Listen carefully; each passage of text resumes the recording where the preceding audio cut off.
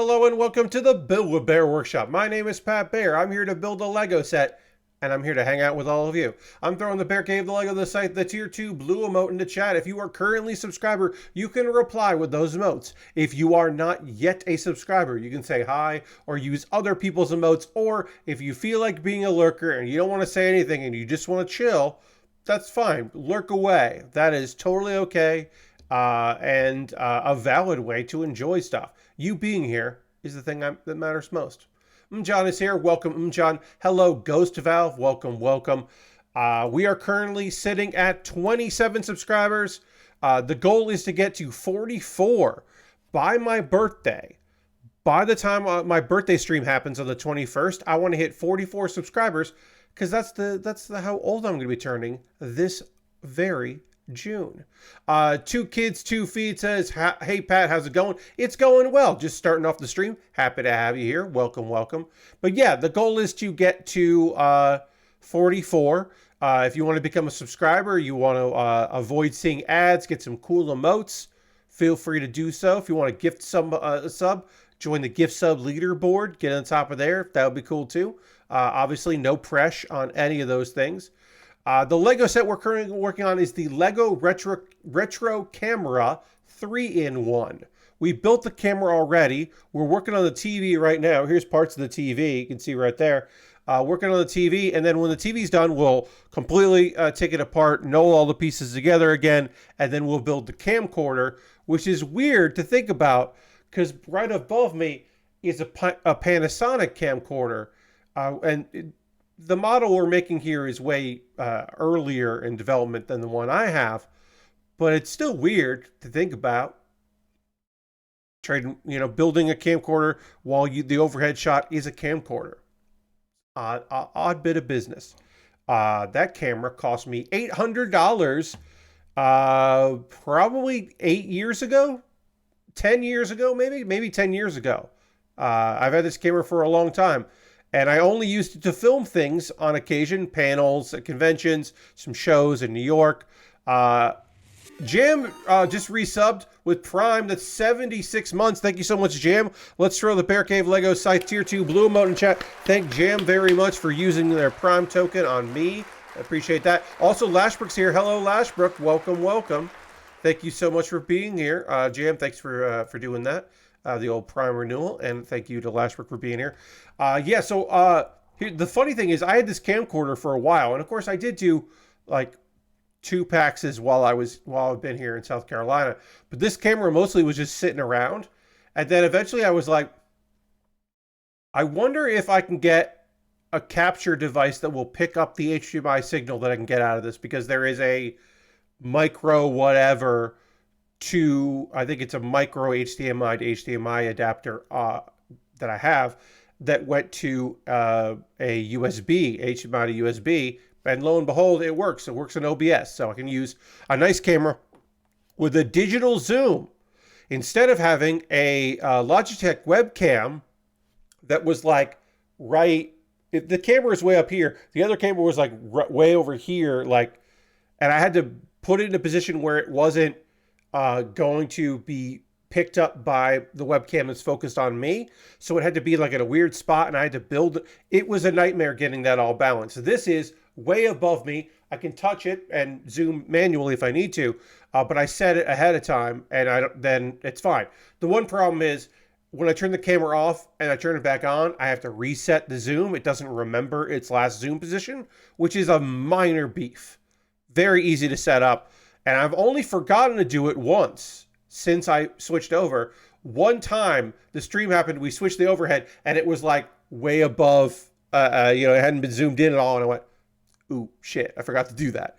So that's only happened to me once, as far as I remember. Maybe it was another time, but I think it was only once. Anyway, that's enough talking like that. Let's get the overhead. Let's adjust this here. Let's get to building. Here we go. We're working on this little TV because I want to take a break in between the photo camera and the digital camera. And now that I've taken that, break by, breaking it up by doing the TV, we can see where, okay, so these are going to go here, here, and here. That's all 4 of those. And then this will fade all the way around. We're going to talk a lot about nonsense, Summer Game Fest nonsense, but I do want to do, let's see, where is it? I have it here. A brief update to a previous story that we talked about. We talked about recall.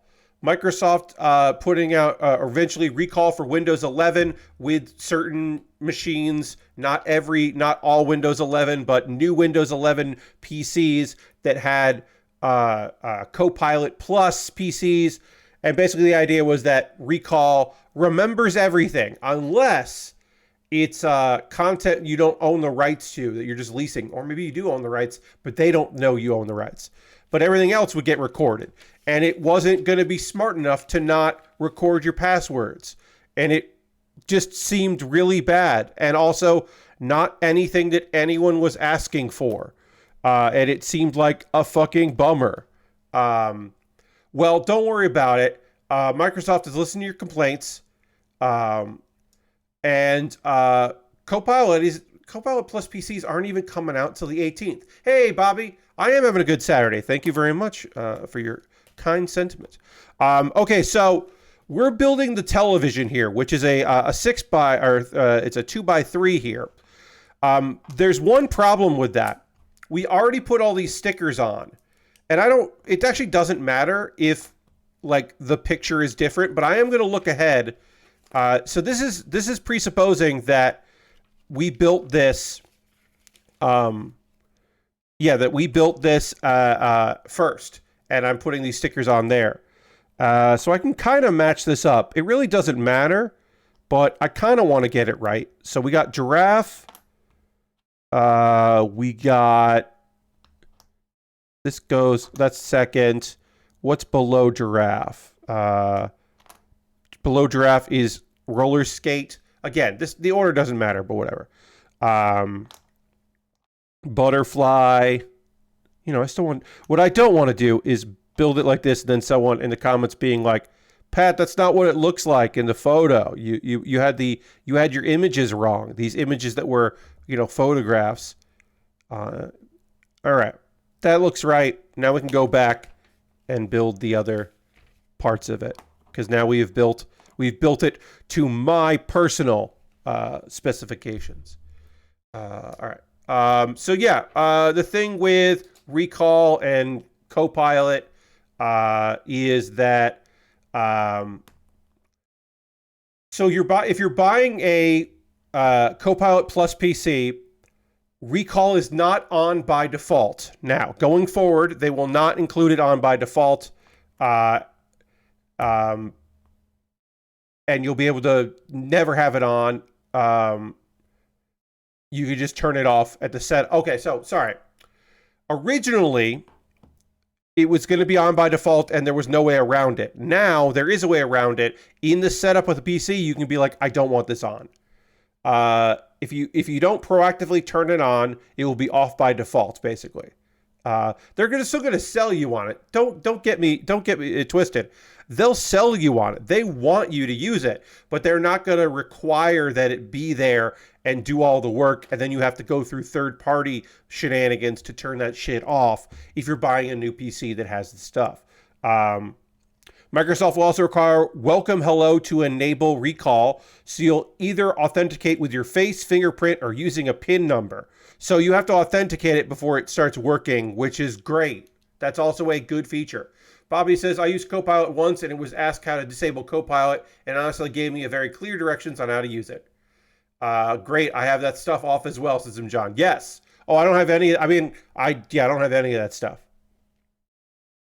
Authentication will also apply to data protection around the snapshots that they create. Basically, the stuff that should have been in there this whole time, they're basically saying like, hey, yeah, we're going to put that in. We are going to put that in, so don't worry. Ooh, did I put this on backwards? Yes, so if I do it like this, swap these around like that, and now, boom, we got a picture on the TV. It's 6 still images, but it is a picture on the television on our little TV. Let me put that so you can see it better. So yeah, basically stuff that should have been in there by default that they would never do by default because they want you to use these things. And people are, we've heard your concerns, indeed. People are more likely to disable something than enable it, right? By default, people leave things alone. They might want to turn stuff off later, but they also might just leave it alone. You know what I mean? That's what I meant to say there. Whereas if it's off, it might just stay off. People are basically going to keep things the way they want them for the most part. And then maybe over time, they'd be like, actually, I've heard good things about this. I'd like to turn it on. Or I haven't heard anything bad about this. I'd like to turn it on. You know, stuff like that. Is that this? This doesn't look like the red piece. So let me see. I can't figure that piece out because it is actually gray. No, that's supposed to be a black piece. This piece here, is that this? That might be this. I want to say that's this. Yeah, all right. I think that's this. If that's the wrong piece, I'll find out soon enough if I put the wrong piece in there, because when I start layering things. But I can't find one that doesn't have this nubbin on top. So I think this is the right piece. Again, I'm not 100% sure, which is a bad place to be, but we'll figure it out. Looks like it's going to be hard to avoid AI-focused hardware in the near future. Yes. Because their stockholders are amped about it, graphics cards manufacturers are going to be putting AI bullshit in their graphics cards because people are psyched about it who are not end users. Oh, Bobby Nice Roller just gifted a bunch of subs. So let's throw the Bear Cave Lego site tier 2 blue emote in chat. Thank Bobby Nice Roller for all those gifted subs. It's so kind of you. Thank you very much, Bobby. And welcome to Little Titan, Urban Bohemian. Hello, friend. You're not here. Blue Midrid, Arctic Gazer, and Meggie. Welcome, everybody. That's so many gifted subs. Thank you so much, Bobby. I appreciate you very much. The number ticked up here to 33. We are close to the goal before my birthday stream of getting to 44 subscribers, because I'm turning 44 this year. My birthday stream is on June 21st. It's my subathon. Well, Bobby just gifted one more sub. Thank you very much, Bobby, for gifting another sub to Two Kids to Feed. Appreciate that very much. Thank you, Bobby. Let's throw the Bear Cave Lego site tier 2 blue emote back in the chat again for Bobby, because now we're at 34. That's very kind of you, Bobby. Thank you very much for that. Enjoy your emotes and not seeing ads during my streams, which is this day and age, you know, all we can ask for. Also, we are currently at the point where next month subs go up. So gifted subs now are great. Becoming a subscriber now, also good. There are benefits to all of that. Oh, this is the TV tuner. Okay, I get this now. Yeah, we're building a TV tuner there. That's fun. All right, what else we got to build? Okay, oh, no, so, okay. So this is the wrong piece. This is the wrong piece, and I don't know where the right piece is, which is weird. I'm going to now, let's see. Nope. So on this one, I'm going to put a cap on here. So there needs to be a piece here that I can put a cap on. Now, of course, this, if I just use this, it does have a cap on it already, but that's not what they want. They want me to put like this, but with a little peg on the top. And going through the black pieces I have here, I don't see one. I see this, which is not what they want. And I see this, which is not what they want. And it's like, did I drop something somewhere? I don't think I did. This is the, you know what? I'm going to put a gray piece in here. This is wrong color-wise, but I'm going to do it because I think it's fine. Again, I want this in black according to the instructions, but I don't see that here. I just don't see it, so I don't think I have one. Yeah. So I'm going to do gray just because it's kind of what they want. Again, not accurate, but close. I may have used this in the build by mistake, like the wrong color in the build. That might be what happened. I don't know. But we'll go with that. It's not going to be perfect, but it'll work. And again, here's hoping I didn't fuck up. Strange. I'm surprised it took this long to raise prices, to be honest, says Bobby. Yes, I have been saying that. Now, obviously, do I want them to increase prices for subscriptions? No. I would rather because they say, well, you know, you're going to get more money because you're going to get a bigger cut because it's $6 instead of $5. To me, $5 a month is not it's not a deal breaker, and I don't think $6 is a deal breaker. But I do think that it will cause people to pause for a second. The very idea that, oh, it's going to cost me more a month might stop people from subscribing. Or at least once you question it and you go, should I be auto-renewing this? Then that you lose people when you give people an opportunity to pause and think about it, right? And maybe that's for the best. Maybe people should be thinking more about the subs that they're doing. In my opinion, a larger percentage of the subscription would be better than the $6 instead of $5 thing. Because I'm still going to get the same percentage from Twitch. It's just that, they could just instead give me a better percentage and not raise the price. Because it's pushing the price towards consumers instead of on Twitch.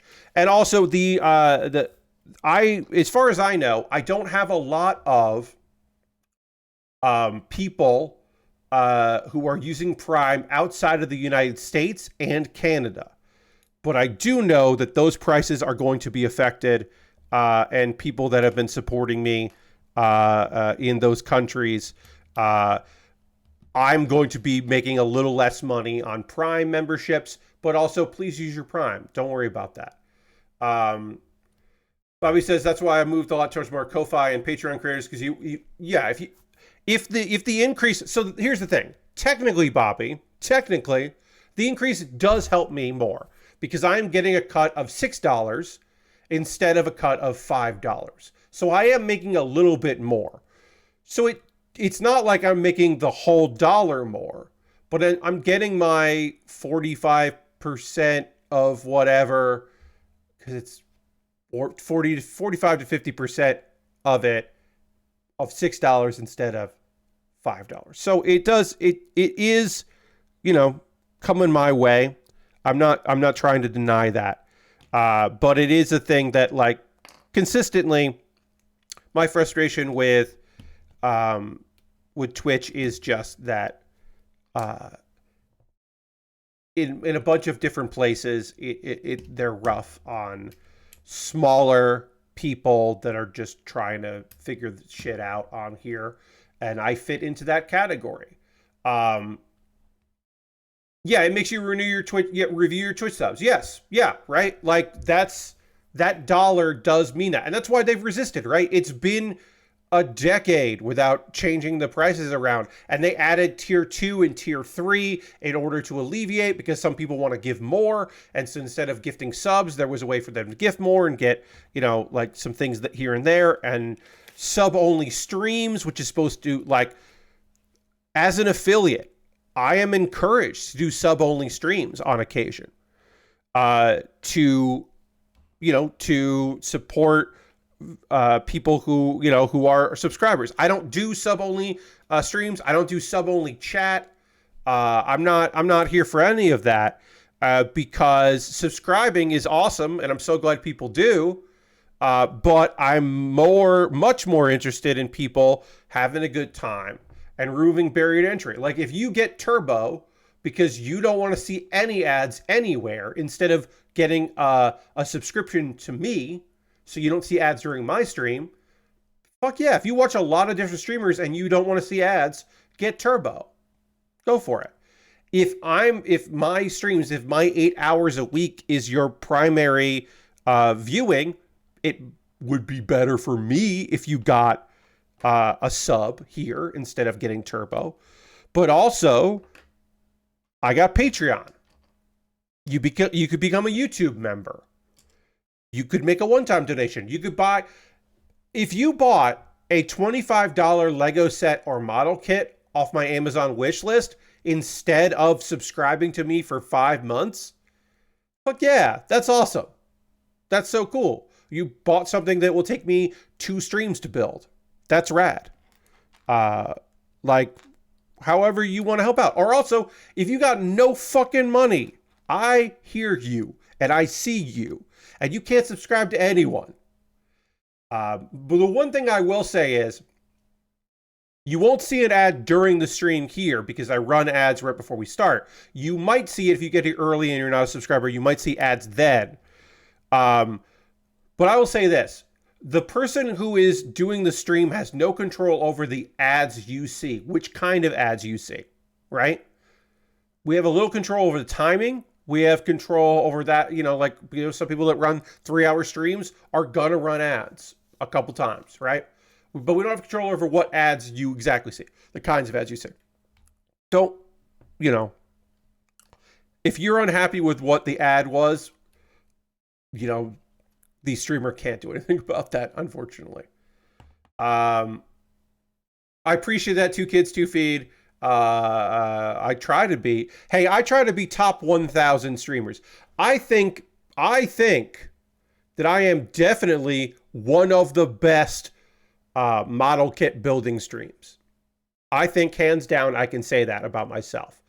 As far as the depth of content, the kinds of things that I build, I'll say this. I'm the best streamer in model kits and crafting when it comes to being consistent, because even the bigger ones are not consistent at all because they have other stuff going on.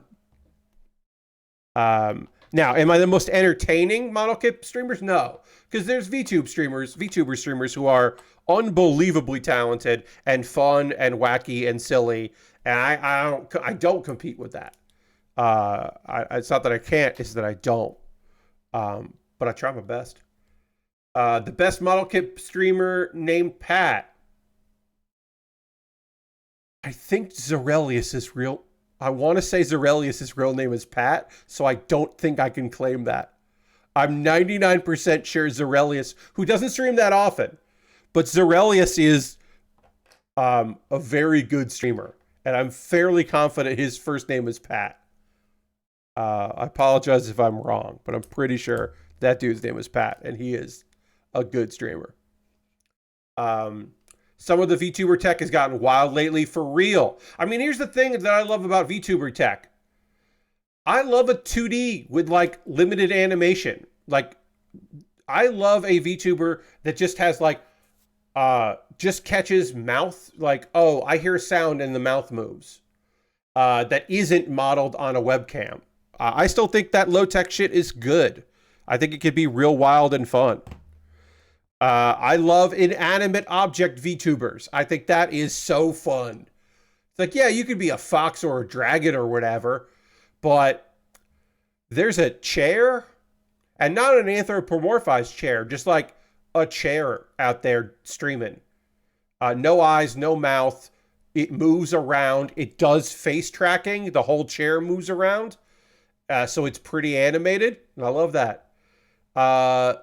She's a robotic sheep that's obsessed with retro games. Hell yeah. That sounds awesome, Bobby. Yeah. I think that's very fun. Okay. We got to get into summer game stuff.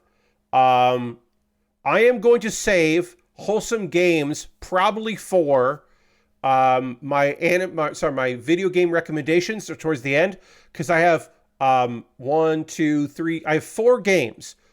There was so much shit in Wholesome. Some of the Wholesome game stuff has appeared in other things. Some of the Wholesome game stuff was just like announcements, and they didn't really show much. So I have 4, all 4 of these have wish lists on Steam, or are wish listed on Steam, and 1, 2, 3, and 3 of the 4 have a demo that you can download right now. So I'll save that. But we do need to talk about, we should get into Summer Game Fest. I'm not going to talk about every single fucking game in Summer Game Fest show, but I am going to start by talking about the cool shit. Outer Sloth. I got to give a shout out to Tran, Victoria Tran out there, and Forrest Willard. I've met Forrest at PAX's. I have been on panels with Tran, and I am very excited for Inner Sloth to be getting into indie publishing with their label Outer Sloth. Apparently it is, they're overwhelmed by the immediate pitches, and it's going to be a slow process because a lot of Inner Sloth that would be handling this is at Summer Game Fest, which makes sense. They basically are like, we're trying to offer the kinds of deals that we would have been excited about in the Among Us days, the less popular Among Us days, like early on. When Among Us came out and then they were starting to think about what Among Us 2 could be before Among Us blew the fuck up and they were like, oh, I guess this is our shit now. They're going to try to be, they're going to be trying to support indie publisher, not so much an independent publisher that is trying to grow their portfolio to become a larger publisher to then get bought out and absorbed by a large company. They're looking to be a sustainable thing. Is this similar to Donkey's publishing company, Big Mode? So Big Mode is a unique case in that Big Mode is two people that like video games and have money becoming an indie publisher. Outer Sloth is Inner Sloth, a game studio, also getting into game publishing. So it's a bit of a different thing. I am not trying to talk shit about Big Mode because, hey, guess what? Their first release, really fucking good. They seem to be in a position, Donkey seemed to be in a position to help out this game developer put out a cool thing. But at the end of the day, Donkey is an internet goof with money that decided to become a publisher. And that to me is a different vibe than an independent studio that in many ways worked very hard and in other ways got very lucky. That is now trying to use that luck to help out other people because getting that lucky is not something that everyone will ever, a lot of people won't. Yeah, it's an indie dev fund more than a publisher. I think that's a good way to look at it. I think they're going to be pretty hands-off, and they're just looking to get some games over the finish line. Or perhaps help out some people that would really, really need it to get their thing to go. The scope of projects most likely to get funded, $50,000 to $2 million budget game. It would be partner studios with elements they want to see, pitch deck, and they're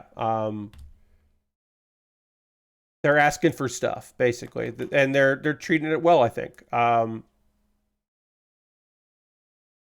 And Thirsty Suitors, the makers of Thirsty Suitors, Outer Loop Games, several partner projects were revealed.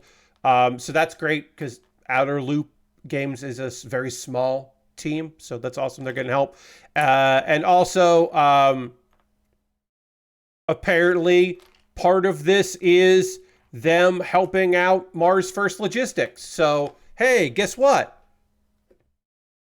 We've already benefited from this fund because they've already are helping out a game that I really enjoy and that's in early access that I've played on this stream several times.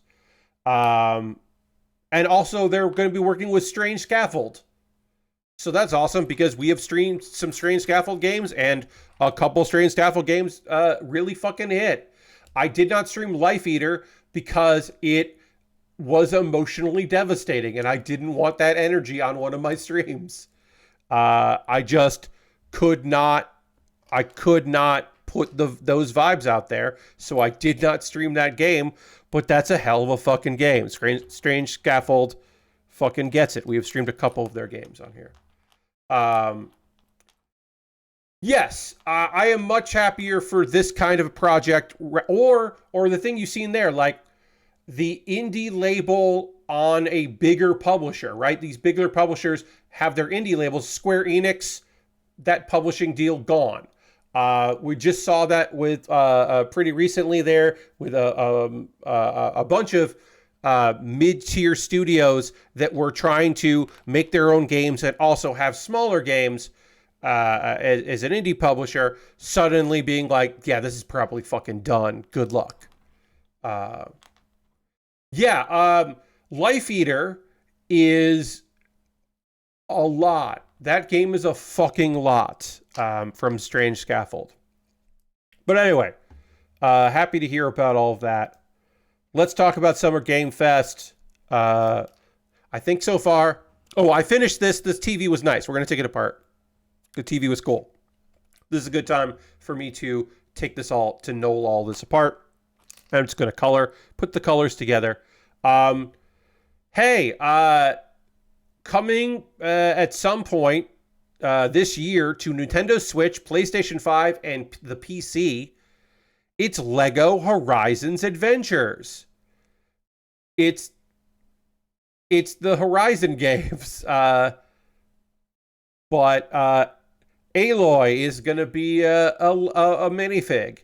Not coming to Xbox, of course, but PC, and but also coming to Switch, which is kind of fun. I don't know. I think I love a Lego game that just is somebody else's intellectual property. I think that is fun. I think the licensed Lego games are great. There are so many I've never played, but I still think that's cool. Again, I'm not going to talk about every game, but I am looking at a big list here that Polygon had with all of the trailers.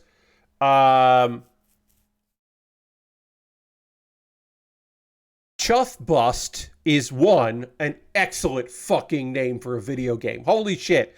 Chuff Bust is maybe the best name of a game I saw this whole not E3. Chuff Bust is made by the team, one person with some help. Them that brought you Choo Choo Charles is now working on Chuff Bust, which is a prison escape game that seems pretty fun with like some cute character stuff. And it seemed neat, but it's got a good name to it. You're a jailian. You're trying to get out of prison. Comes out next year. This is not for me, but this is for my particular freaks out there. What up, freaks? I'm so happy for you. You're getting Civ 7. So when people said that this year there were no big games, like there's no big games, and I'm like, just because you don't play it doesn't mean that Civ 7 isn't a big fucking deal. Like, that's a big deal for some people. A good amount of sickos are eating well because they're getting another goddamn Civ game next year. PC and consoles next year. Hell yeah. Gonna be real good. People are gonna be real psyched about that. Happy for my degenerates who love that shit. SNK characters are coming to Street Fighter 6. That's just cool. Plus other characters like M. Bison's finally going to be in the game, and then Terry and Mai. But that's apparently Mai is winter 2025, which will probably be January, February. It won't be like next winter. It won't be December. And then Elena from Street Fighter 3. Bison, yes, indeed. Not whitewashing Elena this time around. No, she does. At the very least, the trailer does not appear to be whitewashing her, which is great. So Mai is coming, and if you're going to put some Fatal Fury characters in there, you're going to do some SNK characters, starting with Terry. That don't seem wrong to me. You know, by no means am I an expert, but I do have some sense of what people like, and I get it. Man, I don't think I like the look of that Dragon Ball game. I don't know. I think Sparking !0 is a great name. Dragon Ball Sparking 0. But that didn't look particularly great to me. I think I'm all right. That's coming out October 11th. I knew about that. I just hadn't seen a trailer. The pre-order bonus being 4 Gokus and 4 Brawlies. I mean, so they at least understand their audience. They get it. People want the Gokus. Brawlies made... I mean, Brawly... Look, 3 and 3, yeah. The movie, the Super movie did increase some Brawly love out there. Brawly's always been a character that people enjoy, but people want their Gokus. You know, if you're making a Dragon Ball game, and there aren't a ton of Gokus in it, like, that just means their Gokus come in as DLC. And it's like, well, why don't I have my Gokus? Brawly Polly. Nice. I assumed that was a mage because it used polymorph. But maybe you didn't even use polymorph. You were just tricking people into assuming. Monster Hunter Wilds. Hey. Oh, a play on Roly Poly. Okay, a pill bug. Okay, I understood that. I just thought maybe you were a mage because you were, you know, Brawly Poly. But you know, Roly Poly. Okay. Hey, Monster Hunter Wilds looks fucking rad. That is not for me. I have never been a Monster Hunter guy. That has just never been my jam. I've tried several times to get into Monster Hunter. I know that World really took some people over and made some people believers, and so that's awesome. But I can say that trailer looks rad as fuck, and I'm psyched for people to be able to play that video game, because that looks like a good video game. What else we got here as we're knolling here? Oh, yeah. Hey, Blumhouse is getting into fucking game publishing. They saw the success Annapurna had, or the fact that indie horror games have been on the rise. I have no idea why they're getting into it, but Blumhouse is getting into games, and they announced some projects. The most interesting to me probably is Project C, which we had heard a little bit about here and there from Sam Barlow. That was one of the names of one of the things that his team was working on, called Project C. But that's also with Brandon Cronenberg, and so that's weird. And apparently, give it up for Natalie Watson, formerly, a long time ago of Waypoint. Natalie apparently did not tell Patrick Klepek that Brandon Cronenberg was taking part in a project that she is on. So good on her for keeping that shit a secret.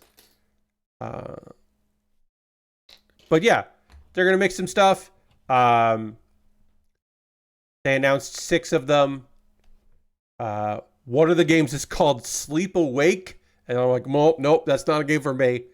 But yeah, that's cool. What is for me, one thing that is for me, friends, Night Springs.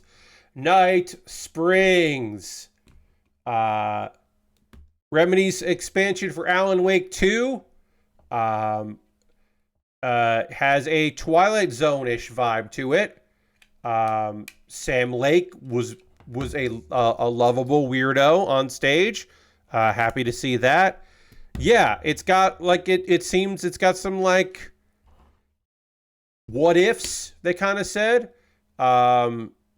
kind of going for that, like, yeah, like some if then, like almost like maybe like episodic, yeah, stuff. A bunch of like odd scenarios. I'm excited about it. Let's see.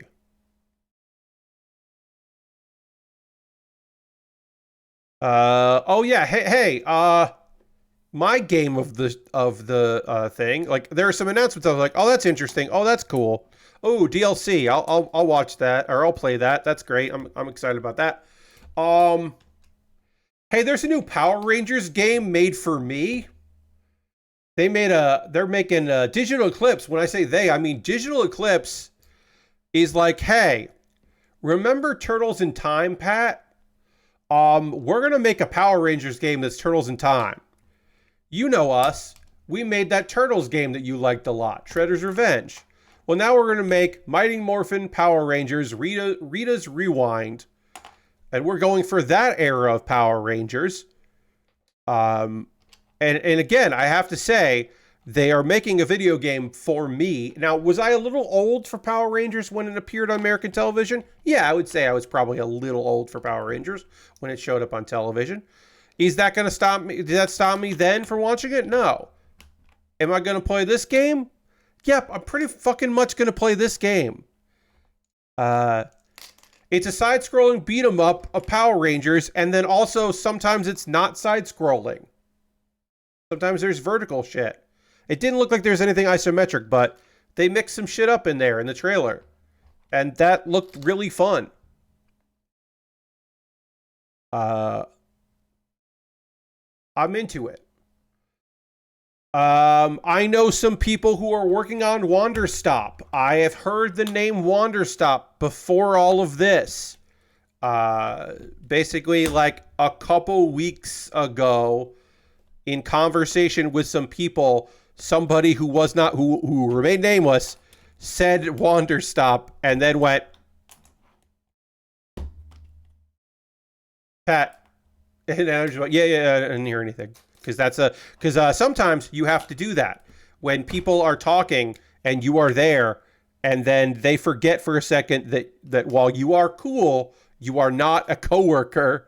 You have to go, yeah, oh yeah, oh yeah. So I did say that. Well,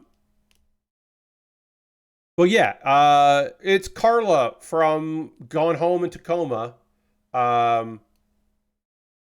working on, and it's the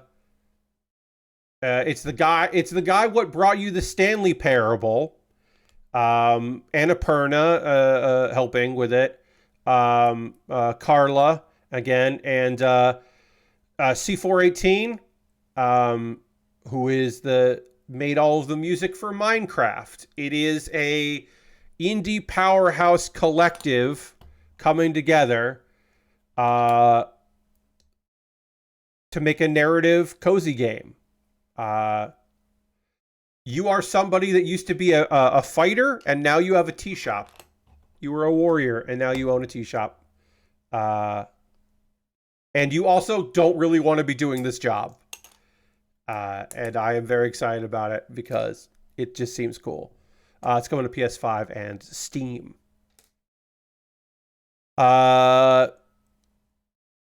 Look, the Sonic Generations remaster with Shadow is coming out in October. Enjoy. I can't with Sonic anymore, but I appreciate that there are folks that are very excited about that, and I hope you have a great game. Valorant's coming to consoles. Shadow didn't have a gun in the entirety of that trailer. Yep. I don't know if Shadow will have a gun. I can't tell you positive or not if in the game Shadow has a gun, but I didn't have it in the trailer.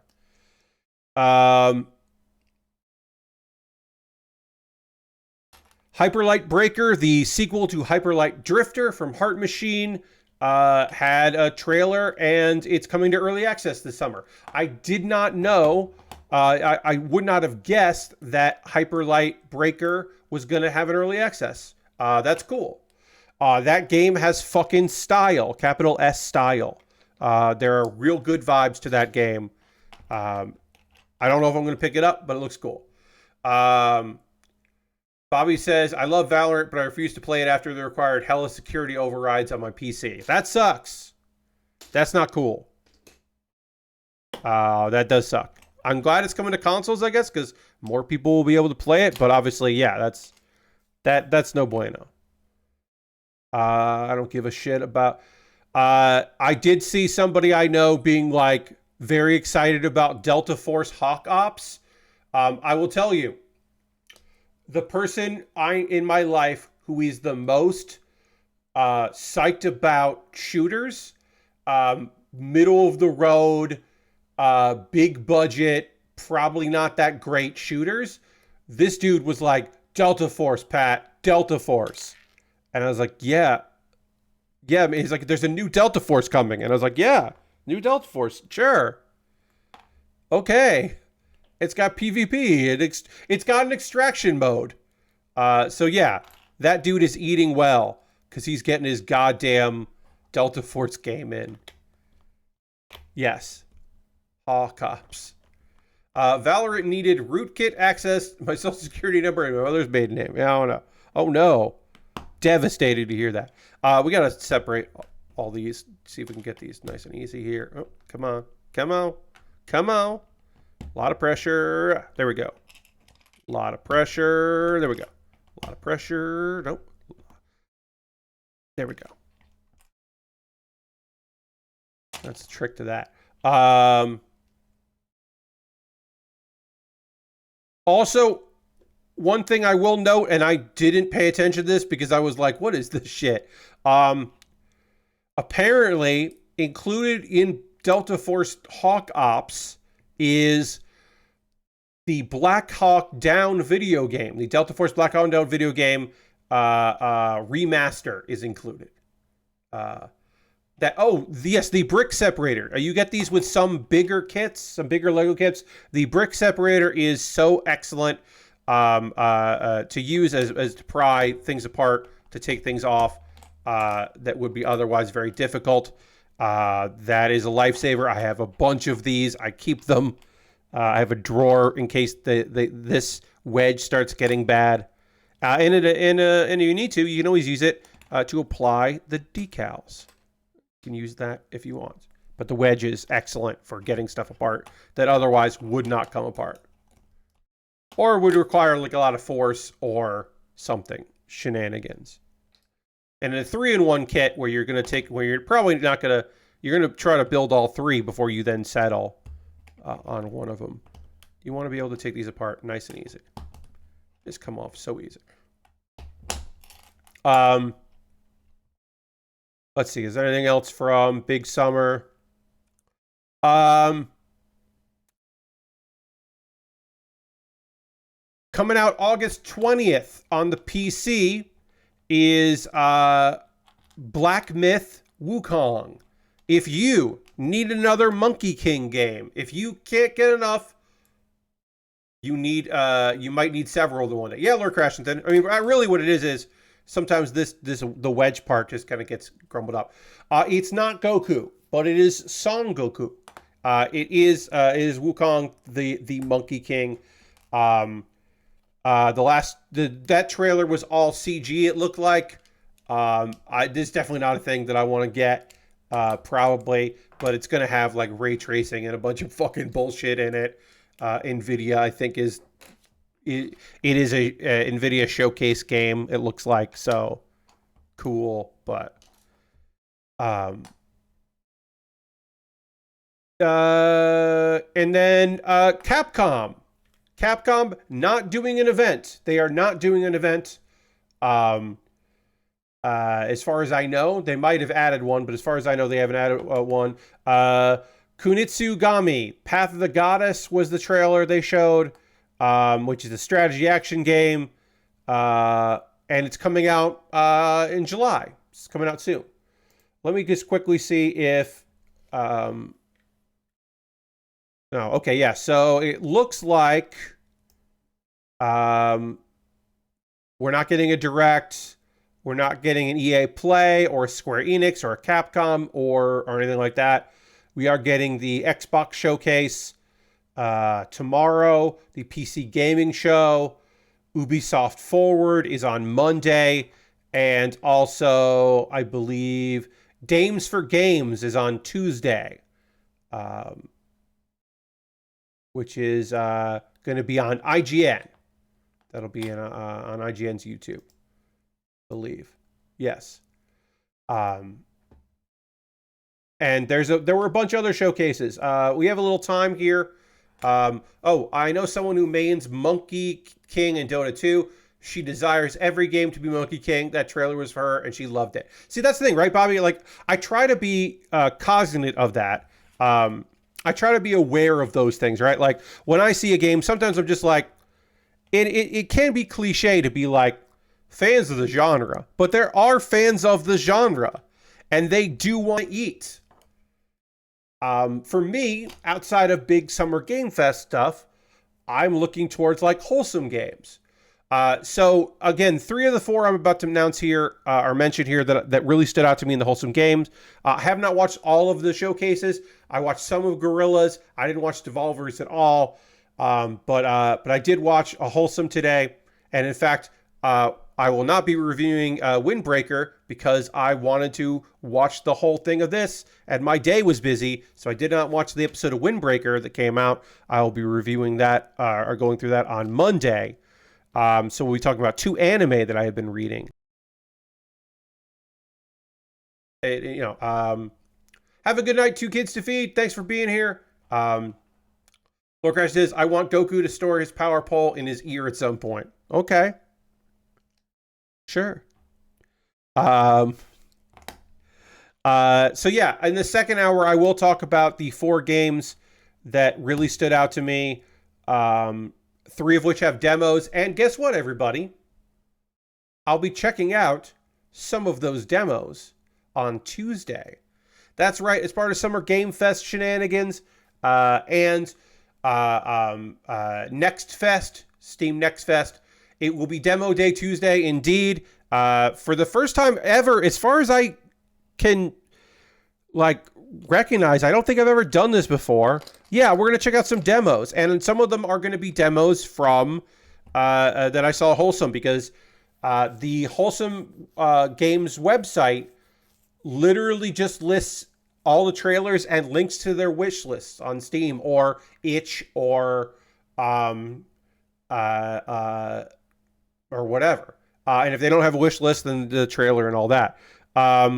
Day of the Devs did a very similar thing, trying to get word out there and let people know. But yeah, we'll talk about that in the second hour. I'm going to talk about some manga that I've been reading, and then we'll get into me promoting, but telling you about 4 games, one of which does not have a demo right now, but looks real fucking cute. And does not have a release date yet. Very early, one of these, but the trailer was excellent looking, and I'm looking forward to that.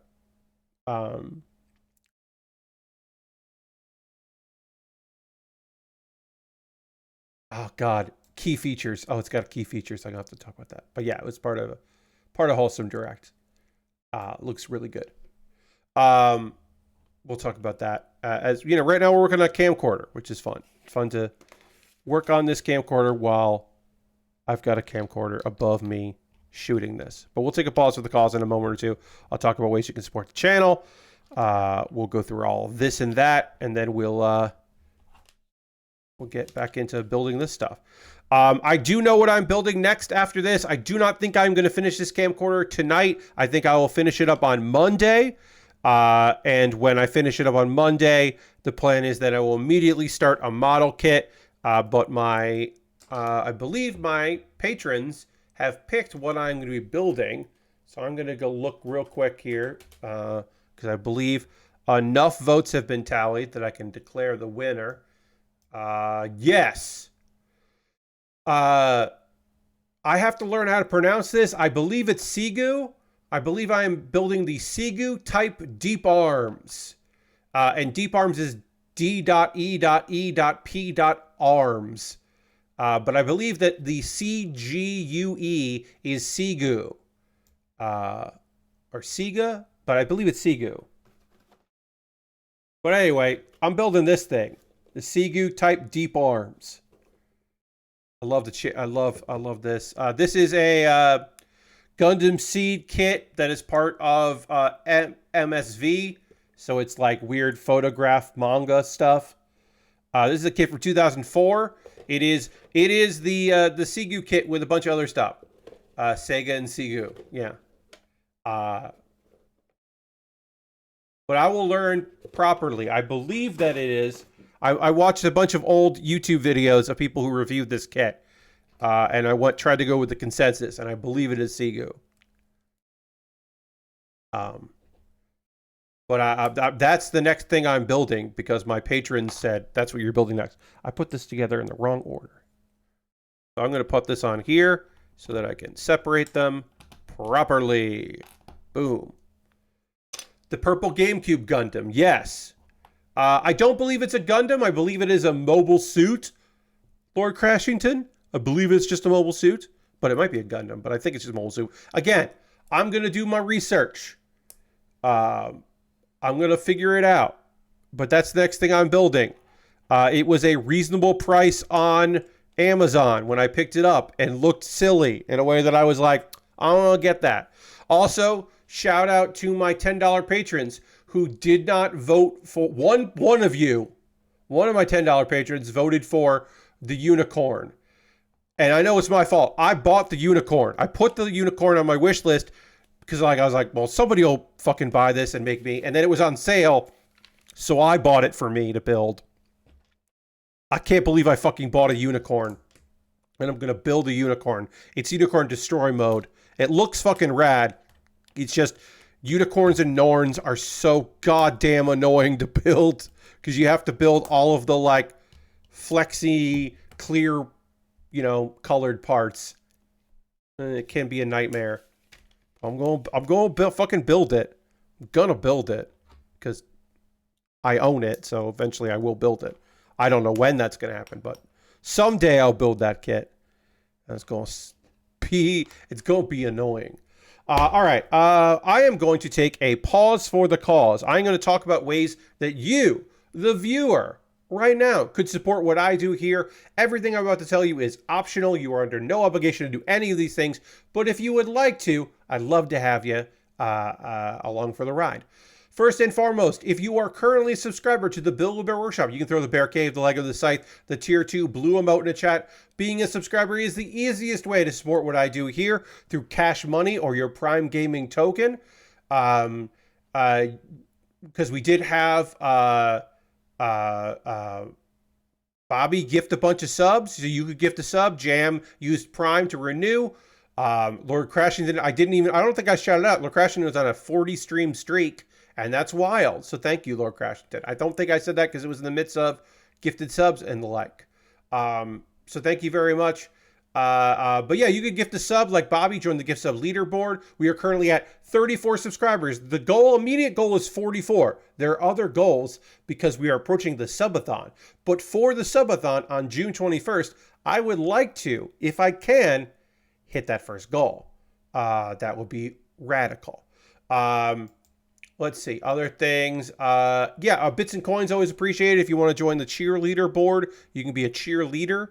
That's another way to support what I do here. And that's all the Twitch ways to support me. Because guess what? There are others. And I mentioned it earlier that I think I mentioned it twice. I have a Patreon at patreon.com/PatBear. Over on Patreon, there's a $1, $3, $5, and $10 tier. There are different rewards for different tiers. Consider joining me on Patreon. Patreon tried to get rid of the $1, and now going forward, new Patreon can't do the $1. I think it's like it might be 2 or 3 is the minimum. I can't remember, but I still have it because I'm grandfathered in. So I still have the $1 tier, and I won't change my tiers. Yes, because the sub prices on Twitch are rising soon. But right now, Patreon is where it's at. I'd set the price. $1, $3, $5, $10. Different rewards for different tiers. Consider joining me on Patreon. No pressure, but if you'd like to, you could. Also, I have a YouTube channel.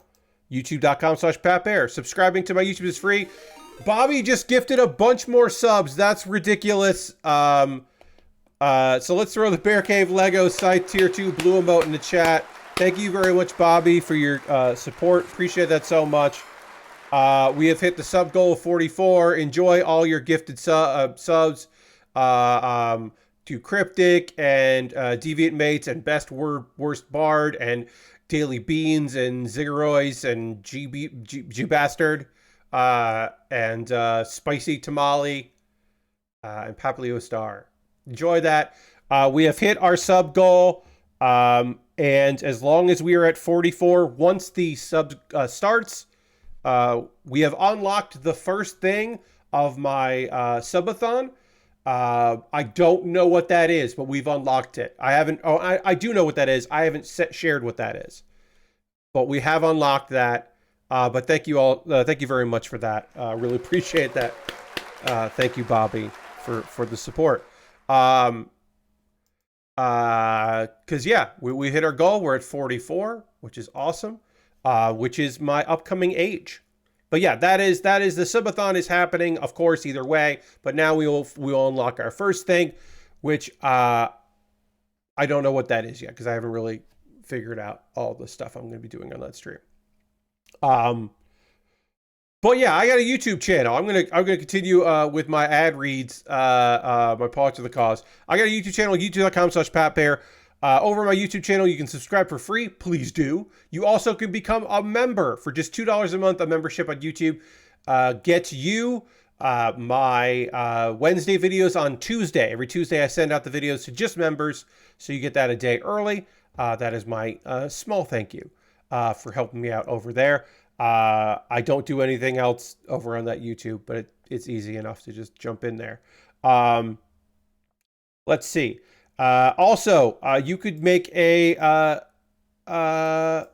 one-time tip donation if you just want to through my PayPal or my Ko-Fi.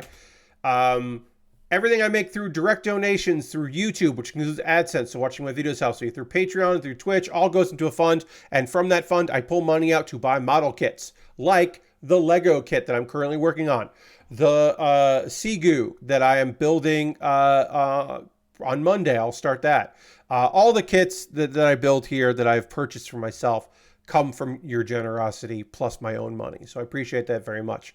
Now, if you want to decide what I'm building next, and you're like, no, Pat, I know you got a backlog of stuff and you're happy to build that, but I want to decide what you're going to be building in the future.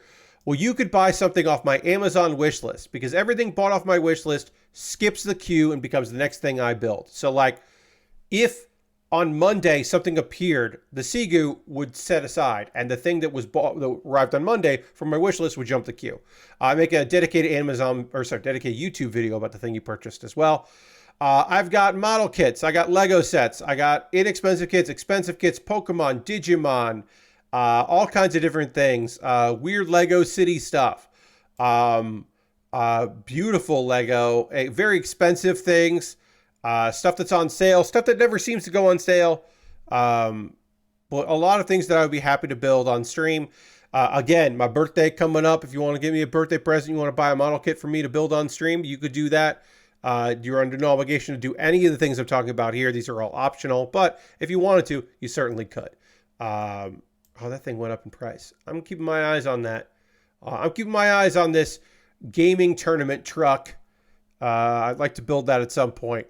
But yeah, there's a bunch of stuff. I'd be happy to build it. If you see something that you think would look cool, feel free to pick it up. It's incredibly expensive, so you shouldn't buy it for me, but I will tell you that the Gundam Aerial Full Mechanics, one of the only kits from Witch from Mercury that I have not built, it might be the only one, but it's one of only a couple non-premium ones that I haven't built yet. That Full Mechanics is on sale. Price dropped. A reasonable $44. But yeah, if you see something there you'd like to see me put together, you know, buy it and I'll build it and I'll jump the queue. Feel free. We'll get back to Lego building and talking about some manga that I've been reading in just a minute. I have a Throne wish list. That is my alternative to Amazon. If you want to help me out, but you don't want to use Amazon, you can check out Throne. Also, the most convoluted way to support what I do here, buying a gift card at USA Gundam Store and then getting the code in your email and then sending me a whisper on Twitch or a DM on Twitter or a DM on Blue Sky with the gift card code. And then I will use that gift card code to buy something from USA Gundam Store. So yeah, see if that's something there. If you want to support me, but you don't want to spend a dime, I totally fucking get that. Your time is valuable, and I appreciate you spending some time with me. You can join my Discord. I post build photos at the end of every stream. People post stuff they're working on. My Discord is full of lovely people, and you'd be in good company there if you'd like to join in. Couple video links for you to check out. On Monday, I will have a new episode of Pat Baer's Anime Club. But if you missed my last episode of Pat Baer's Anime Club, I talked about all of the shows that are currently in their third season. It's fucking wild that in the spring 2024 anime, the many, many shows, there are 7 shows in their third season. It's weird. I'm only watching 2 of them in their third season, but there are 7. And I kind of talk about why I'm not watching some of them. And then Kuma Baer. Kuma Baer is my weekly anime recommendation series. I've been doing it every Wednesday. This past Wednesday, I put up my new episode, which is about Mobile Suit Gundam, Iron-Blooded Orphans. It is a seminal work. It is one of the best Gundam series out there. One of my favorite mech series of all time. June is Mech Month, I decided, so I'm recommending a bunch of mech and mecha shows this month, including I'm breaking my own rule, and I will be talking about a show that you can't stream anywhere legally in the United States. You used to be able to, and then High Dive lost the rights and no one has it. But later in the month, I'll be talking about a show that I just fucking love so much that you have to go and track down either a Blu-ray for the 2 seasons of it or a DVD of the 2 seasons, or, you know, set sail if you really want to watch it. But right now, Iron-Blooded Orphans, there are places to watch it, so you can go watch that if you want to. I talked about that. All right, so I've got some manga to chat with you about here because, as I said, I was watching press conferences and doing research on things and did not watch Windbreaker yet, but I will have, I will carve out some time to watch Windbreaker and talk about it on Monday. Probably also on Monday, I'll talk about Kaiju number 8 as well. We'll figure that stuff out together. But we are going to talk about some manga. But first, before I can talk about manga, I'm going to dramatically transition to the overhead camera, get back to building, and drink some water. And we're going to do that right now.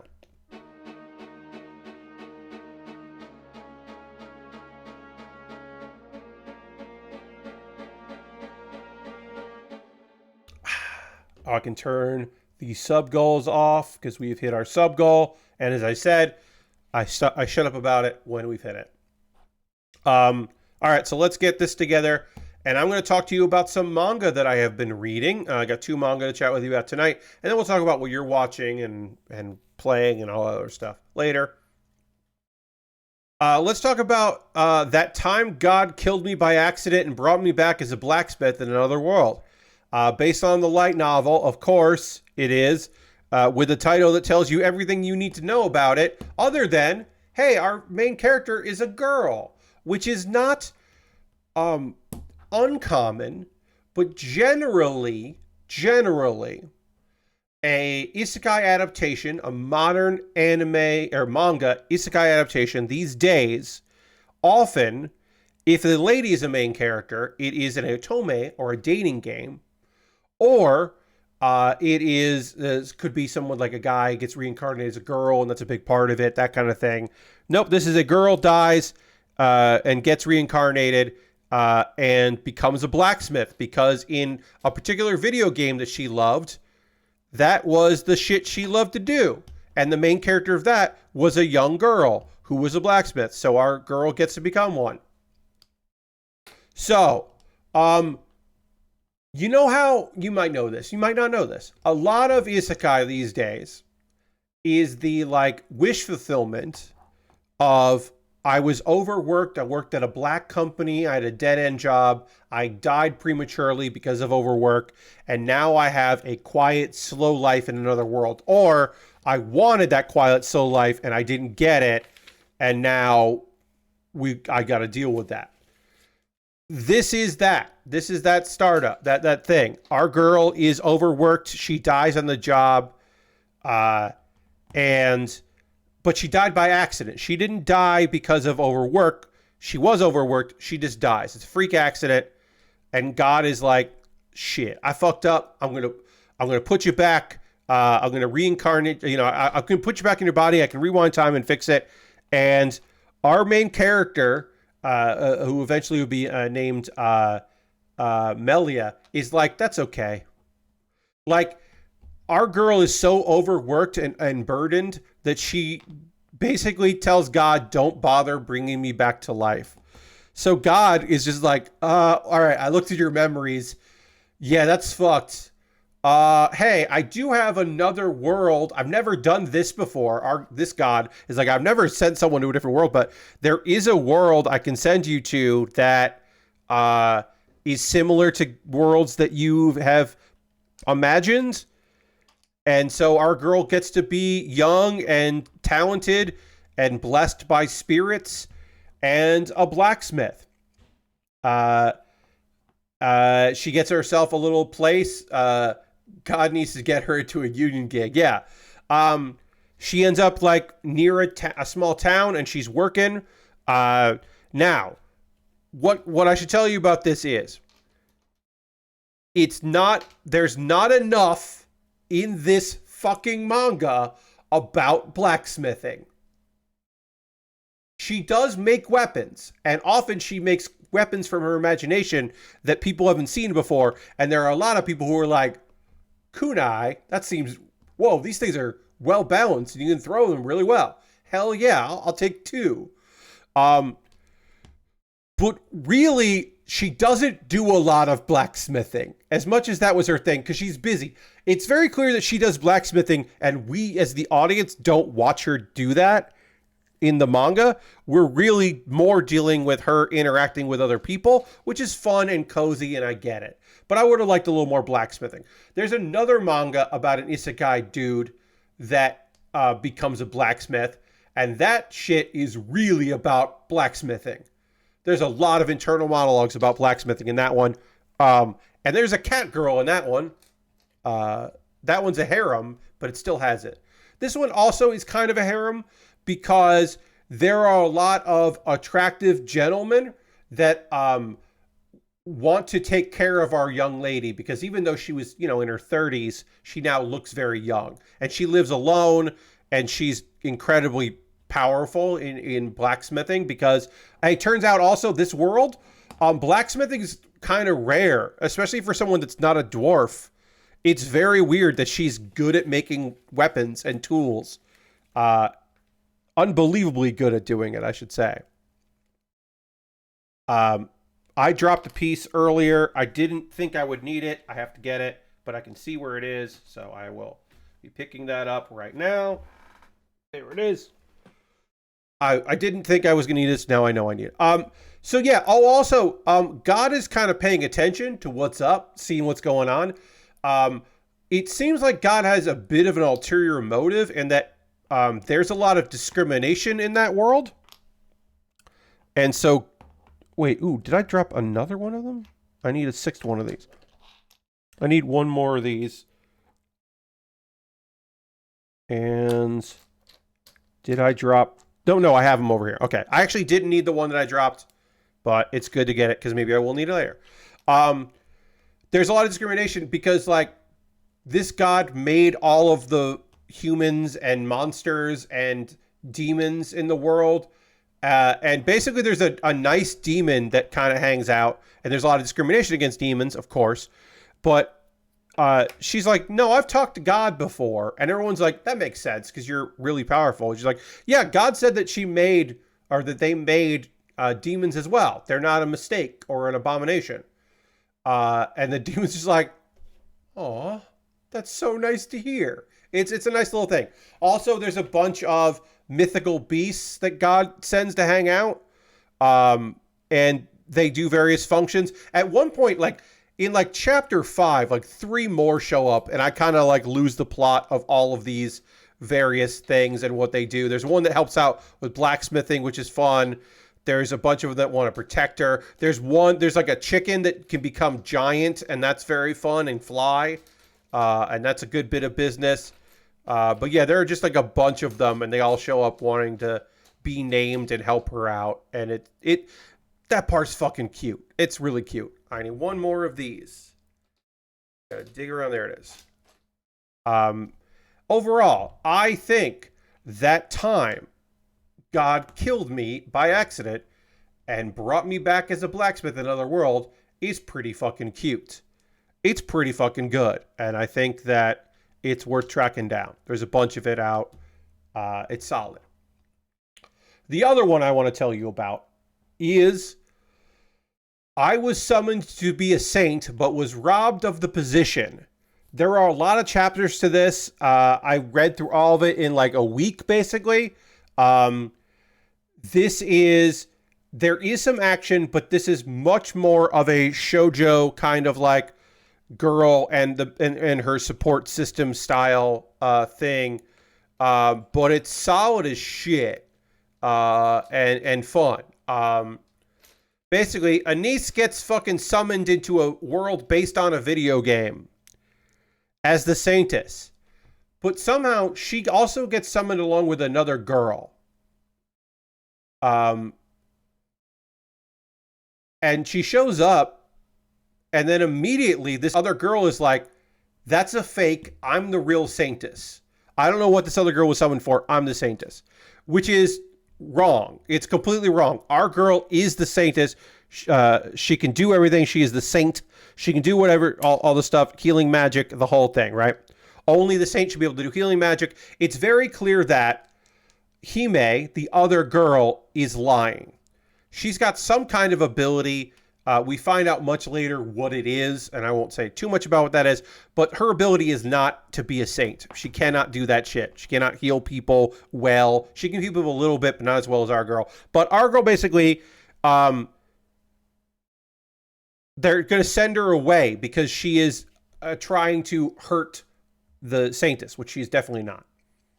But she knows that...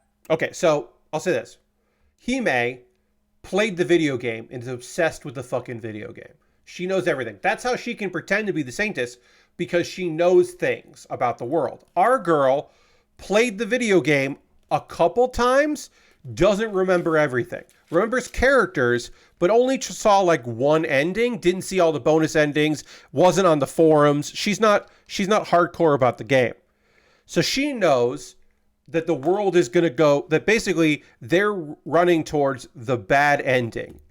But she definitely knows, if I'm not the Saintess, things are going to be fucked, because this girl isn't going to be able to pull some shit off.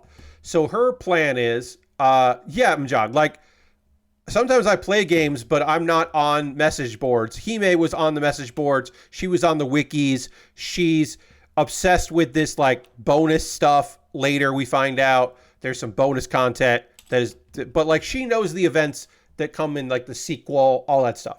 And our girl doesn't know that shit. But she does know that we are heading towards the bad ending. And so she decides, okay, my goal is I am going to find this general from another kingdom that dies, because I do know that if he dies, things will go downhill. So I'm going to try to find this guy.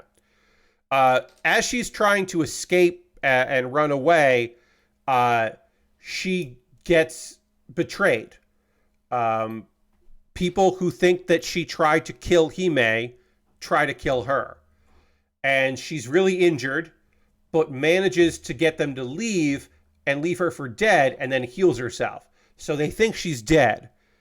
So then she can run away. And it just so happens that the first person she runs into is a priest that is not in the video game, that as far as she remembers. Turns out he's a legendary fighter. He's awesome. He's got a cat with him that we find out is a mythical beast, and there's a whole bunch of shit about mythical beasts. But this cat was blind because he was cursed. She forms a contract with him, which powers her up a lot more because now she has this and she has a helper. She's basically like breaking the video game. And she heals the guy that was injured. And turns out he's the prince. And he's a general, but he's also a prince. And he's real flirty. And she's not super into that flirtation. But then she is into that. But she's not into that. But she is into that. And it's just adventures. And if you're like, well, she escaped, so everything's going to be happy now. And Hime won't be able to touch her, right? No, Hime's still going to be a fucking problem.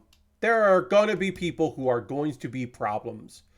There's a whole lot with the country she's gone to. And can she be the saintess there? Can she not be the saintess? Like, a lot of shit is going wrong. And some stuff is going right. And it's good. It's real good. That is, I was summoned to be a saint, but I was robbed of the position. There's a lot of chapters. A lot of shenanigans are happening. There's been some movement with some stuff. I'm fucking into it. I think it's real good. Yeah, that is that. And that's the manga that I have been reading lately. I have a lot more. I always have some to chat about. So Monday, my goal is to talk about Windbreaker and to talk about Kaiju number 8. And then Thursday will be the lesbian shows that I am watching. Or at the very least, the lesbian show I'm watching and the maybe a lesbian show. Maybe not. They're definite, or they're just trying to hint at it. Maybe the subtext show that I'm watching. We'll talk about that on Thursday. But right now, what I want to hear from is you.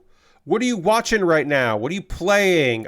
What stood out to you this weekend and was like, oh, this is the game that I'm super excited about, or there wasn't a lot, but I think this thing looks rad. Like, let me know what got you amped up. If anything got you amped up at summer game shenanigans and the like.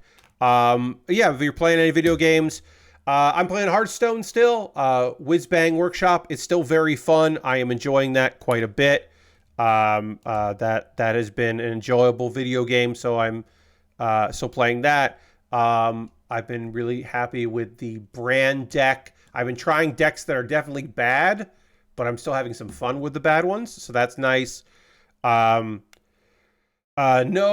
D&D either in my regular group or in the collective that I belong to. No, none of that. A lot of people in the collective are game developers, and so people were busy this weekend, and I was busy this weekend, so I didn't check that out, or didn't do anything with that. Maybe I'll get a little bit in this week. I don't know. Watching a bunch of wrestling. We will be talking about on Thursday. We'll chat about this coming weekend's that was previous. Clash at the Castle. See, that's why I said King and Queen of the Ring happened, but this is Clash of the Castle happening in Scotland next weekend, and so we'll talk about that leading up to the event, probably on Thursday. Go through the card, talk about that show. Starting right now, the pre-show for Prism, Tokyo Joshi Pro Wrestling's show is happening. I am not going to watch that live. I am going to watch that tomorrow night with a bunch of friends in a Discord, and that'll be really fun. That'll be a good time. I'm looking forward to doing that with the crew. Let's see. I'm excited about that as far as the wrestling goes. Let's see. What do y'all have to say here? I need this. And then I will say, because I'm going to read what y'all have been writing here. I will go through the 4 games from Wholesome Games that I was most interested in. This game does not have a demo, but it looked cute. We also don't know when it's coming out, but it's added to my wish list. Cato's Post Office. You are a post cat. You are a cat. You are a post office worker cat named Cato, and you are meeting some people, and you're hanging out in town delivering mail to people. Key features from this: many cats to befriend. That is a key feature. Mail to be delivered. One would hope. Cozy and wholesome vibes. A meow button. And most importantly, my friends, things to knock over. They made sure that there are things to knock over in that, and that is very smart. I appreciate that very much. Good on them. We're building the viewfinder here, so now I need to pick what images are going to be in the viewfinder. It looks like that, and then which one is this? Oh, the motorcycle, the butterflies, and the bus. Great. So that's what they want on here. So we can add that in. Cato's Post Office looks great. No demo. There is a demo for Tiny Bookshop. You are opening a tiny bookshop by the sea. It looks like a little trailer bookshop. And that looks very cute. You can set up in different places because it's a traveling bookshop. And you can get to know the locals. It looks very cute and very fun. There is a demo for Tiny Bookshop, and it is something that we will check out next Tuesday, probably. You can recommend books. You can make friends with people. You can stock a bunch of stuff, and you can find different locales to set up shop.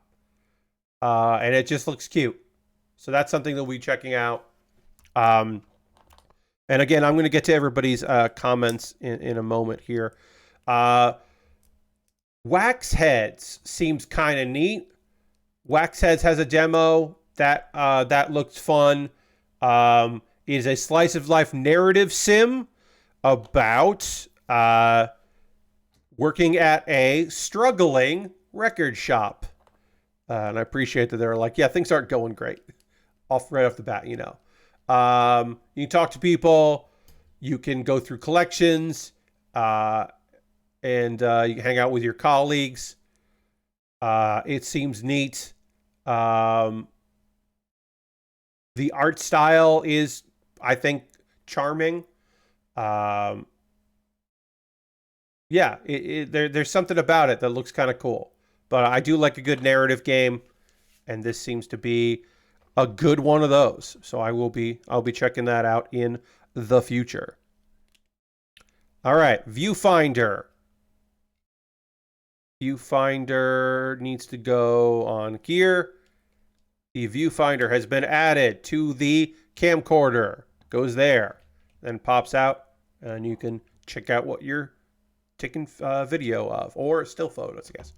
And then the final game that I want to recommend from Cozy Games that has a demo that you can download that was also in the Guerrilla Collective, Monterona,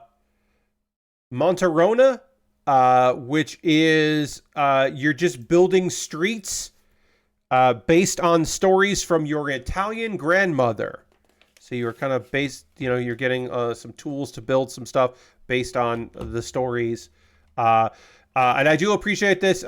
Share your creations and explore how others build the same story. So basically, based on a story, you're building something to get the vibe, and you can share them and see what other people did. And then I do like that they are basically like, no score, no pressure, is what the Steam page says, which I appreciate. That's coming out sometime this year. Oh, wait, no. That's coming soon. Sorry. The demo is out. Pick a tree, put it on a table, and it becomes a flower pot. So it's adaptive, which is interesting, and that'll be fun to see. And there's a sandbox mode after you finish the main story. So, and they said something about community stories. So it sounds like there'll be some user-generated stories, which is an odd twist. But I thought that looked neat. I look forward to seeing that and checking out that demo, because that stood out to me among the many games. But we'll see if you have any recommendations that I can add to my list as well. We're going to put that there. There we go. And I'm going to delete all this. Get rid of that. Okay. I'm going to read what you've been writing in the chat. John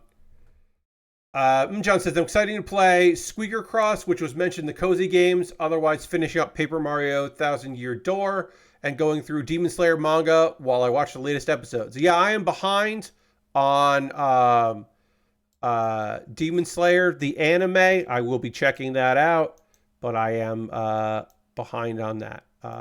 So let's see. Ghost Valve did Modern Horizon 3 pre-release, 1 and 2, but close matches. Finished all but the roof and the trim for the shed. Hell yeah, getting work done on the project. Nice.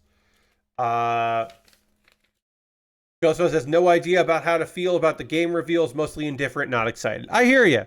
Like, you know, I do think that people were like, oh, there'll still be some surprises, even though everyone is saying to temper your expectations, I'm still waiting to be blown away. And it was like, no. I mean, there's some cool shit, but it wasn't like banger after banger after, holy shit, I can't believe this developer I love so much has a game coming out in 2 weeks. Like, nah, it's not out there, unfortunately. Last says, had a real lazy day, hell yeah, and watched 3 episodes of Twin Peaks: The Return, including watching episode 8 again, and played my Multiverses dailies. Yeah, I haven't touched... I played some Duos Multiverse with a couple people, but I have not touched that in a couple days. I don't know if I'm going to go back to it. I think I might be done. We'll see, because I have some friends that are amped about it, but I'd rather be playing Helldivers. If I'm with a crew, I'd rather be playing Helldivers. If I'm alone, I don't think I want to play that game. That's kind of just where I'm vibing right now with Multiverses. Lord Crashton says, I played the demo for a Ranger, which is a pretty cool spin on the Zelda formula and move rows of columns of floor tiles you're on instead of walking around. I am going to put that in my list of stuff to take a look at, because I do need to build a list of demos. That seems cool. Also enjoyed the demo for Dungeon Crawler. That is a dungeon crawler with the battle system being based on UFO catcher mechanics. That's very neat. Yes, that showed up in something the other day, and I was like, oh yeah, that looks fucking neat. That looks fun and cool. Yeah, that would. So I wouldn't mind checking that out. And Bobby Dice Roller says, I've been looking up and watching 90s anime lately. Hell yeah. Never a bad thing. Though I realize a lot of my ideas of 90s anime is actually 80s. The animation style hadn't caught up yet. Yes. Early 90s anime looks a lot like 80s anime. Mid 90s anime, TV-wise, looks like 80s anime. 90s movie and OVA anime looks like the 90s. But some of the TV, it took a long time for some TV stuff to catch up. Tell me you're watching Tenchi Muyo. Hey, oh yeah, that show, Bobby, definitely felt like its animation style was of a different time. So totally. There's so much Tenchi Muyo to watch. Tenchi Muyo Ryoki, the OVAs, the first 6 OVAs. Well, sorry, the first 7 OVAs, because they did a 7 and then a special, but it started at 6. That animation style was it was an OVA, and they put some money into it and some effort into it. And then Tenchi Universe, the TV show, was different, definitely a different budget. I have been wanting to watch Pretty Sammy. I don't know. Here's the thing. I don't think that Pretty Sammy Magical Girl Pretty Sammy is a good Magical Girl show. I kind of don't think it's a good magic. I think it's a fun spin-off of Tenchi Muyo. But I don't think that it holds up as a as a magical girl show. So I don't know if a lot of that, I mean, in the last one they did was like, oof, I can't remember the last Pretty Sammy one, but it had almost like Ryo-Oki is in there, but almost everything else is different. It was just like a name thing. There's a lot. Here's the thing. There's a lot of Tenchi Muyo out there. Yes, the Sammy Magical Girls Club. That was the last one of that, because the third one, because Magical Project S was the other one. There's a lot of Tenchi, because there's 5 OVAs that are all canon within the OVAs, the Ryo-Oki OVAs. There is the Tenchi Universe, Tenchi in Tokyo, Tenchi Muyo GXP, or GPX, GXP, GPX, whatever, GPX. Tenchi Muyo, which is the most recent one. Tenchi Muyo, the Tenchi goes to a small town. It just so happens that small town is a real place in Japan, and that real place paid for the anime to be produced, and it was the anniversary of Tenchi Universe. There are 3 movies, 2 of which are canon within the Tenchi Universe. One of which is not canon, is based on a novel. The second movie is based on a light novel that the creator wrote. And then there's War on Geminar. War on Geminar is the side story about Tenchi's half-brother, Kenshi. It's an isekai. It's got mech stuff in it. It's pretty good. It's a harem isekai.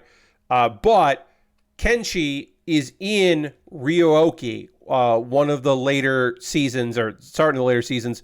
A woman arrives and falls in love with Tenchi's dad, and then they have a son named Kenshi,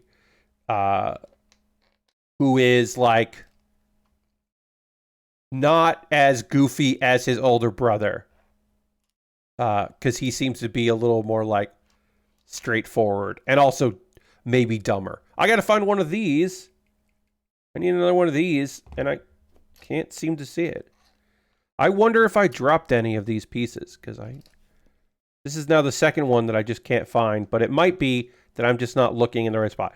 Now, if you're saying, Pat, you just rattled off a shitload about Tenchi Muyo. Why the fuck do you remember so much shit about Tenchi Muyo? And the answer to that question is, 1, I watched a lot of Tenchi Muyo, and 2, don't worry about it. You'll find out. Okay, did I drop an... I don't know if I dropped a different piece. Is that... No, that's not a piece. I need one of these in light gray, and I'm looking through here, and I don't see it. And I'm like, did I drop it? I'm looking it through all of the gray I have, but yeah, you'll find out. Also, I didn't even mention that there are a couple series that are not spin-offs, but have been retconned to be in the Tenchi Muyo universe, and I call bullshit on both of those. The belief is that I'm just gonna lift this up here. Let me just look and see. Nope, that's not there. There's the belief that what series is it called? That Dual Parallel Trouble Adventure. The belief is that Dual, which is made by the same creator of all of that, is like an alternate version of Tenchi Universe, because there are a bunch of different dimensions, and one of those dimensions should have ended up as the Tenchi Universe, but didn't, therefore connecting it. And that to me is bullshit. That's just after the fact, because everybody knows that Dual is Masaki trying to make a Evangelion. Like, he was inspired to make his own Evangelion, and that's what he ended up coming up with. I found it. I found the piece I was looking for. Hooray. That's just his Evangelion. It's not his. That doesn't fit. And the other one is even more of a stretch. Photon, the Idiot Adventures, I want to say is what it's called. Photon is about, if you look at the art for Photon, you're like, that guy created the Tenchi Muyo characters. That's a young Tenchi ass looking dude. And you'd be right, because that is what he looks like. But that show, basically years later, there are a bunch, the creator was just like, so, because this is years and years and years later, he's like, the planet in Geminar is the planet in the future of Photon. The future Photon eventually becomes Geminar, and like that doesn't make any sense. Now I should say also Dual, not in GXP or GPX, but in the novels that came out after. Later in the novels that came out after, a character from Dual is referenced by name, and it is heavily implied that that is the same character from Dual that later shows up in GXP. So basically novels that may or may not be canon later connect those two series, and that's just because he wants to connect everything. And there's a couple other things that Masaki made that may or may not have references, like Tenchi at one point has these like angel style technology wings. Those show up in a bunch of places, and that's not like because the worlds are connected. That's because the creator liked them. John hasn't seen Photon or Dual. Photon is not great. It's fine, but it's nothing to write home on. Photon the Idiot Adventure is apparently free on Tubi. Okay. It's not great. Dual. Again, imagine the guy that made Tenchi Muyo was like, you know what would be fun? What if I made an anime that was like, that had mechs and a big rich science religion thing, and it was kind of like, and like a girl that maybe is a robot. And it's kind of Evangelion, but I'm not going to go too hard on the religion thing. And also there'll be some goofiness because I gotta be me. That is Dual, Parallel Trouble Adventure. And I have a soft spot in my heart for it. Is it good? It's fine. It's not well remembered. It's not streaming anywhere as far as I know. It may have been added recently, but last time I looked, it wasn't. I think there's something excellent about it. Had a decent dub, I remember. But I got a soft spot in my heart for that show because it's just a weird thing that it exists. Also, should say, again, don't worry about why I have all this fresh in my head. Don't worry about it. Why does Tenchi Muyo exist? Why did AIC order this guy to make an anime, a 6-episode OVA about a kind of goofy but likable guy and a bunch of girls who are aliens from other planets show up and will want to live with them. And there's a rabbit that can become a spaceship. Like, why did that happen? And the answer is because they liked the pitch that he made. That's really all it is. The real honest answer is he and the director of the first OVA, Masaki, the creator, were working on Bubblegum Crisis for AIC. And Bubblegum Crisis is an awesome action-adventure series, but it was really heavy. The stuff they were working on was super heavy, and it was being made as an OVA, but it was made for what a lot of the Tenchi stuff, not the TV stuff, but the OVAs. A lot of the OVAs were made for a satellite channel. And satellite channels need content. And they have sponsors and all that other stuff. And some of them are on TV. Cabits are cool. You're not wrong, John.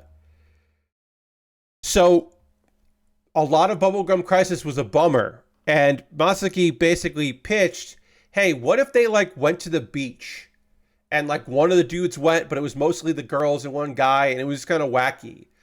And AIC was like, not for Bubblegum Crisis, but if you have a pitch for a main character harem show that is an adventure series with jokes, we're willing to hear it. And from there, another one of the weirdest inspirations comes in, everyone. Ryoko, not in attitude, but in discovery of Ryoko.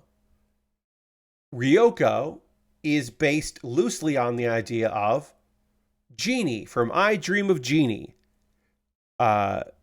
Obviously things change and all that, but the very idea of like instead of a bottle with a genie, it's a cave with an alien. But it's the idea of like, what if this kind of hapless but nice guy has a weird interaction with a magical, or in this case, like alien, science-based alien life form, and then just keeps having wacky adventures from there.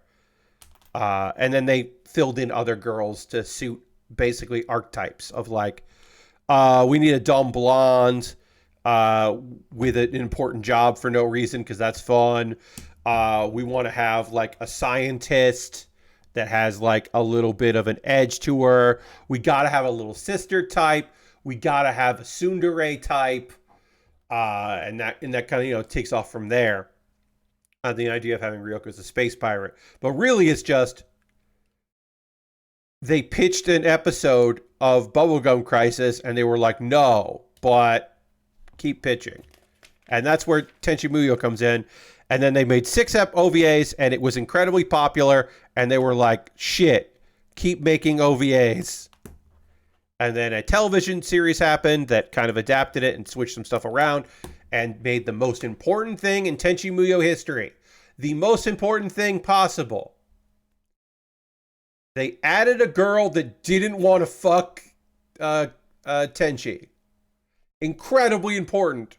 This is a thing that a lot of harem anime get wrong, and they don't do, is you gotta have a girl that it might like him as a person, but does not want to jump his bones. That's so important because they can be the voice of reason. And that is Kione. Kione is incredibly important because Kione respects Tenchi, likes him as a friend, doesn't want to jump his bones because obviously she wants to jump her partner's bones because clearly she's in love with Mahoshi. Like, obviously. Come on. But Kione is incredibly important for the Tenchi Muyo series and all good harem shows. Yes, and she's a foil. She is another character that goes through shenanigans and is unhappy with said shenanigans. That is important as well. But Kione can just be the adult. And that is important. So it is not just the whiny guy being whiny about stuff that is happening. He can also have moments where someone else can be dealing with the bullshit. We're going to stop there. We are almost done with this camcorder. We are going to finish this camcorder on Monday. And I want to thank all of y'all for being here. But the good times are coming to an end, but the good times are not over because like every stream, we have to end tonight with a raid. We are going to go find some cool people doing cool shit, and we are going to go hang out with them. And in order to do that, we are going to go on a raid. We're going to go find somebody to go spend a little time with. So let me see who is streaming right now on a Saturday. As John says, we always end with a raid. I don't know who's streaming on a Saturday night, but we're going to go find out. Well, I hit the wrong button and I went to the pre-show. My apologies, everybody. I hit the wrong button there. So sorry about that. And I stayed on that wrong button too long. Let's see. How long has my friend been streaming? Because sometimes they stream a long time. They've been going 9 hours. I don't know how much longer they're going, but we're not going to rate them. Let's see. Oh no, John, I wasn't. That was just an error on my part. Do